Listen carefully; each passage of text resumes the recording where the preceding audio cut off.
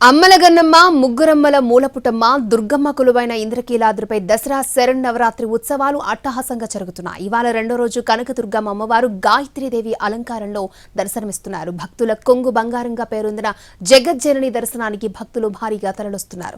ఉదయం 5 గంటల నుంచే భక్తులు క్యూ లైన్లలో వేచి ఉన్నారు. అటు అమ్మవారి దర్శనానికి వచ్చే భక్తులకు తాగునీరు, మెడికల్, పాలు వంటి సదుపాయాలు కొనసాగుతున్నాయి. మరోవైపు దసరా ఉత్సవాల వేళ అంతరాలయ దర్శనాలను నిలిపివేశారు.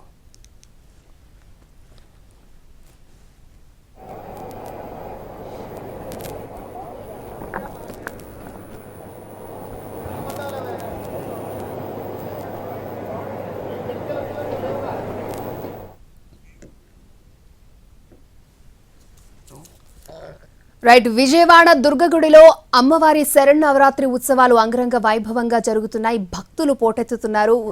తెల్లవారుజాము నుంచి అమ్మవారిని దర్శించుకుంటూ ఉన్నారు. ఇదే అంశానికి సంబంధించి మరిన్ని అప్డేట్స్ లైవ్ లో అందించడానికి మా ప్రతినిధి రాము విజయవాడ దుర్గగుడి నుంచి లైవ్ లో సిద్ధంగా ఉన్నారు. రాము.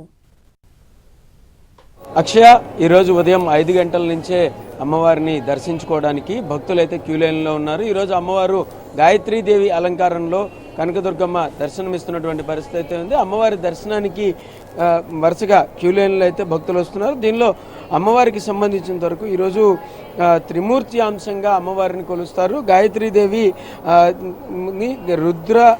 రుద్రుడు అలాగే బ్రహ్మ, విష్ణువు ముగ్గురు కూడా అమ్మవారిలో ఉంటారని, బ్రహ్మ శిరస్సునందు అలాగే హృదయమునందు విష్ణువు, శిఖయందు రుద్రుడు ఉండడంతో అమ్మవారిని ఈరోజు త్రిమూర్తి అంశంగా కూడా భావిస్తారు. అలాంటి గాయత్రీదేవి మంత్రంతోనే ప్రోక్షణ చేసిన తర్వాతే దేవతలందరూ కూడా ఆహారం తీసుకుంటారని చెప్పి కూడా చెప్తారు. ఇటువంటి అమ్మవారిని దర్శించుకోవడం వల్ల ఆరోగ్యం కలుగుతుందని కూడా చెప్తారు. అటువంటి అమ్మవారి దర్శనాని కోసం అని చెప్పి ఉదయం నుంచి కూడా భక్తులు క్యూ లైన్లో వస్తున్నటువంటి పరిస్థితి.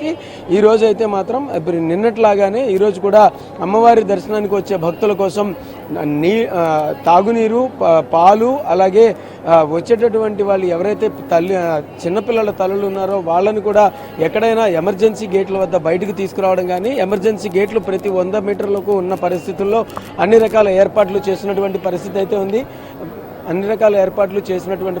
ఉంది. అలాగే ఉదయం నుంచి కూడా అంటే ముసలి వాళ్ళు కానీ, అలాగే ఎవరైనా అంగవికలరు కానీ వీళ్ళు ఎవరైనా కనుక వచ్చినట్లయితే వాళ్ళందరికీ కూడా ప్రత్యేక ఏర్పాట్లు చేశారు. వాళ్ళని అమ్మవారి దగ్గరికి వెళ్ళి దర్శనం చేసుకుని వచ్చే వరకు కూడా పూర్తి స్థాయిలో అన్ని జాగ్రత్తలు తీసుకున్నటువంటి పరిస్థితి అయితే ఉంది. ఈరోజు రాత్రి 10-11 గంటల వరకు కూడా, అంటే నిన్న రాత్రి 10 గంటలతో దర్శనం ముగిసింది.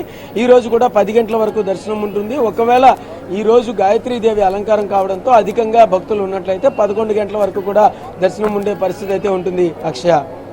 ఓకే రాము.